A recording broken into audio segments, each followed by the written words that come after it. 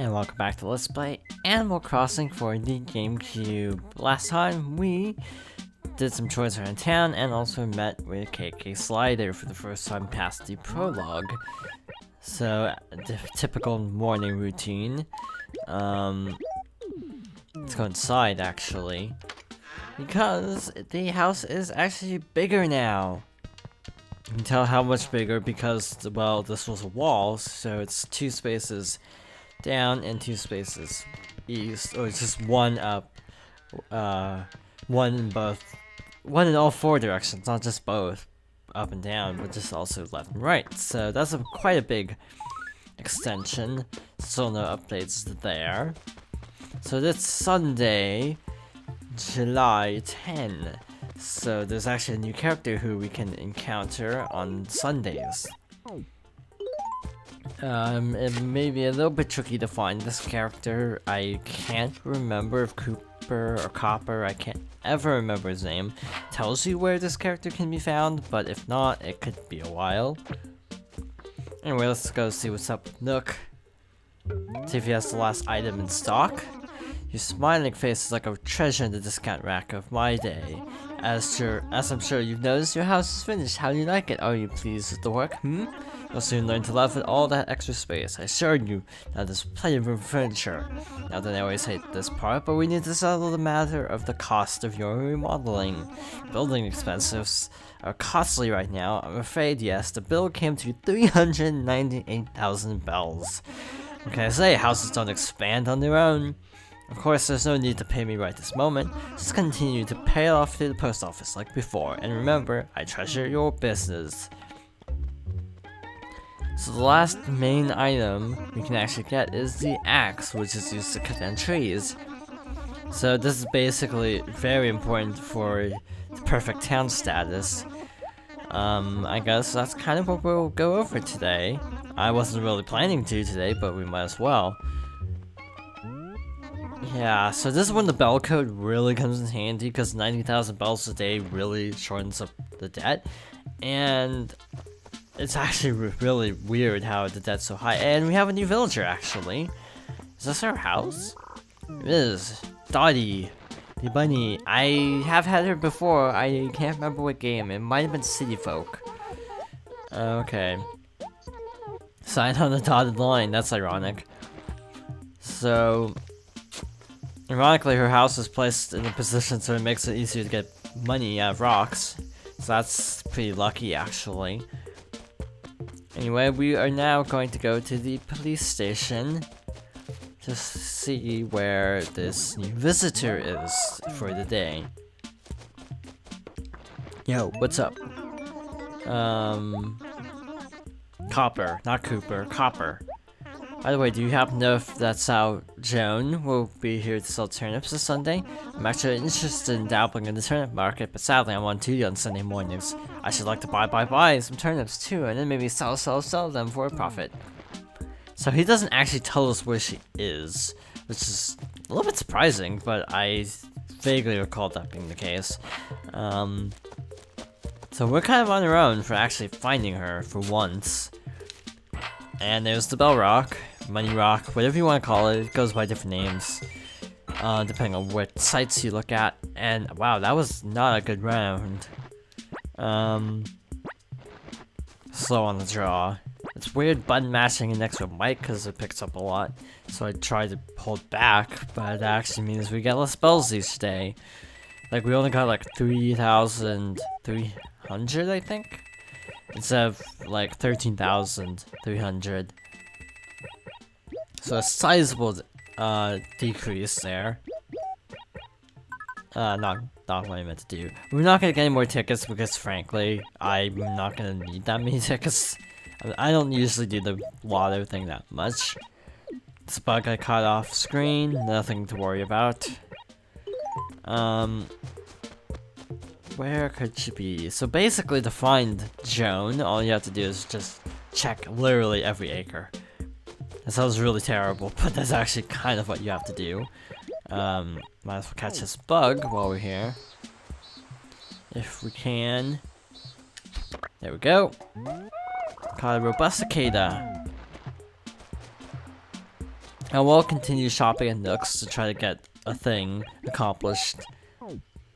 Yeah, if you spend a lot of money at Nook, as Punchy kind of alluded to, I think, off-screen. I can't remember if I triggered this dialogue on-screen or off-screen, but there was one line where he mentioned something about, like, always shopping at Nook's store to potentially expand it. And that actually is the thing. If you spend 25,000 bells, Nook's store will upgrade. I'll go over that in more detail later on, once we actually have a chance of, you know, potentially... I never got this present out from Punchy's letter. Huh. Well, anyway, now we have another place to store that, so that's good. What was in here? Oh. Open. Yeah, so this one, I should also point out that you do end up in cases where you just get, like, parts of dinosaurs, so you have to actually then go find the rest of them in separate fossils, so that's kind of a procedure. So just donating one fossil doesn't immediately give you a completed model in the museum. It's nice to see you again. I'm busy as usual, but I'm sure you can see that without me having to point it out to you. Oh no, I'm not creating anything of my own. I wish. I'm just making all the usual stuff, I suppose. All these are going straight to Tom Nook's shop. Problem is he sells them so cheap, it doesn't matter how much I work, we just don't make much money. It may seem innocent, but that Nook is one ruthless business raccoon. Oh well, that's business. Oh, sis, don't say stuff like that. You sound like you're sitting on your quills wrong or something. Seriously, I don't like it when you go off on Nook like that. He does pay us. Really, he does. It's not my fault if old Nook gets mad again because of your yapping about money. Really, that's scary.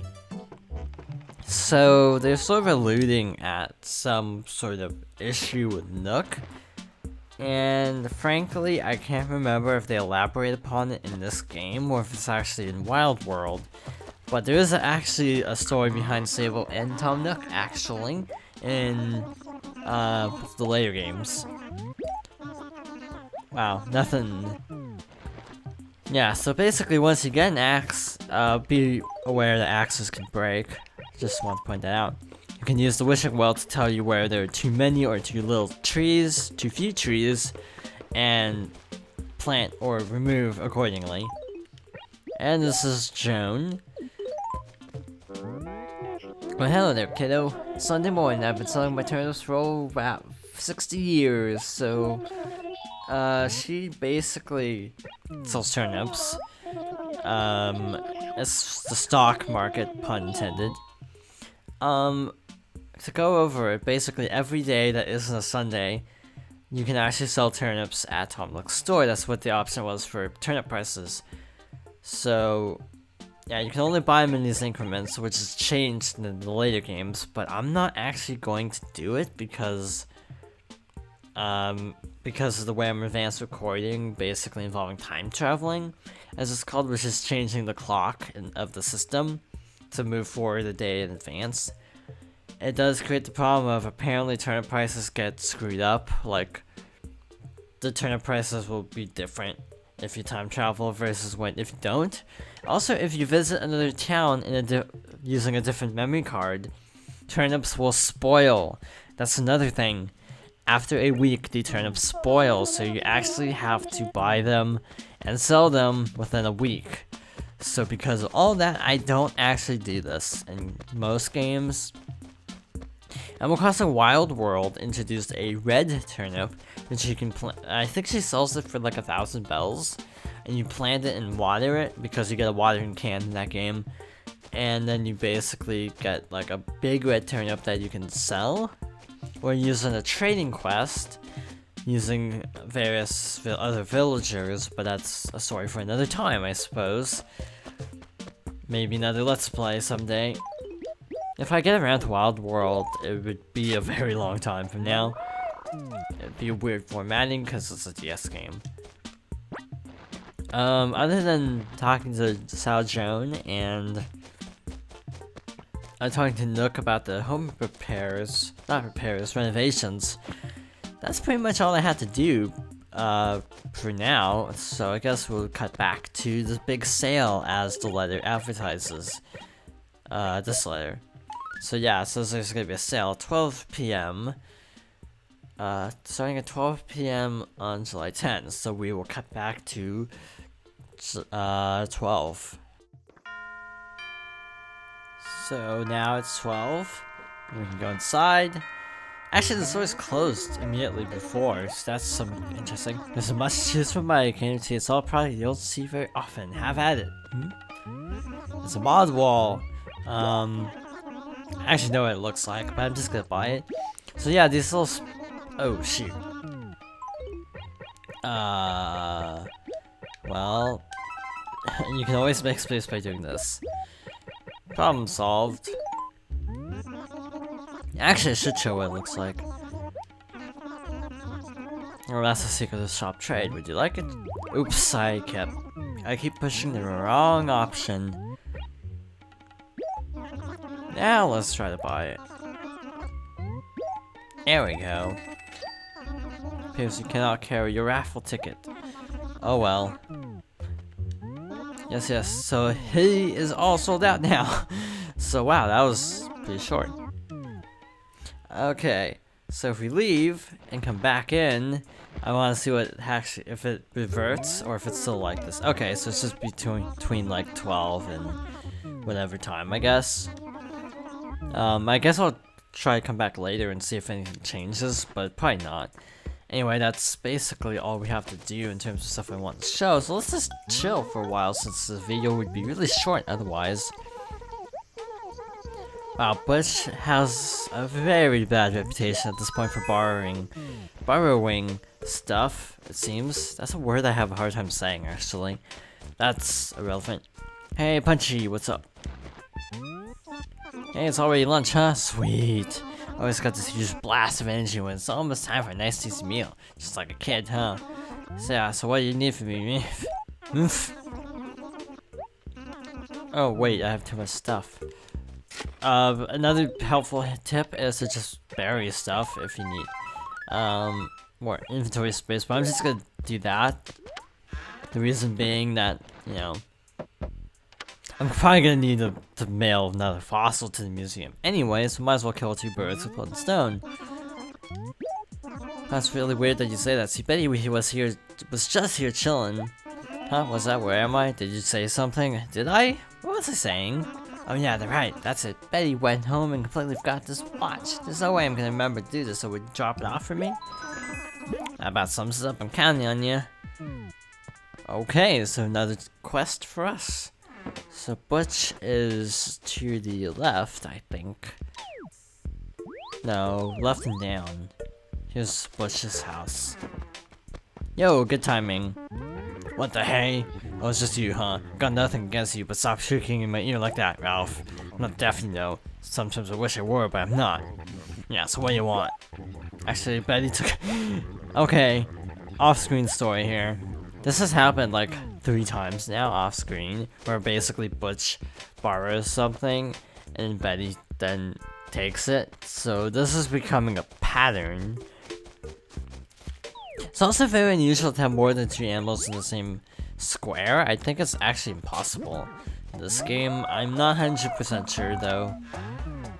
So we'll have to wait and see. Oh snap. Full inventory.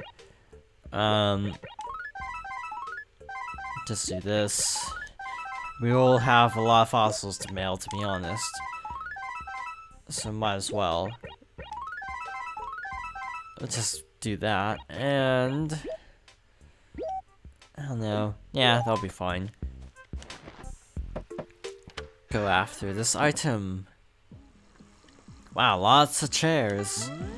Is it your new custom to come by here in the afternoon, Cluckling? I'd almost gone to the point where if I didn't see you out front, I'd get worried and keep peeping outside. But hey, don't worry. That doesn't mean I'm crazy or anything, promise. Okay. So first, we can give the watch. Didn't expect you to bring it back to me. How nice. Might be a little big, but I want you to have this piece of furniture, Cluckling. That TV looks very pixelated. I guess we could get into that. The reason why some things... Ooh. The reason why some things look kind of weird in this game is because it isn't actually a GameCube game. It's actually a port of a Nintendo 64 game. The original Animal Crossing was Dobutsu no Mori for the Nintendo 64. In Japan only, thus there's certain things that are actually different in that version. I mean, I don't know how much I can show, but maybe towards, like, later on in the series I'm planning on showing some of the version differences. It may be a while though. Just do that. Try to remember not to mail those. Yeah.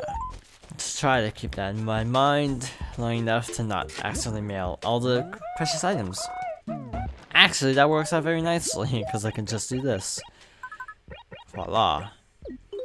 Yeah, I'll look up the version differences off screen, and for a later episode I'll detail all the different changes between this version and the original.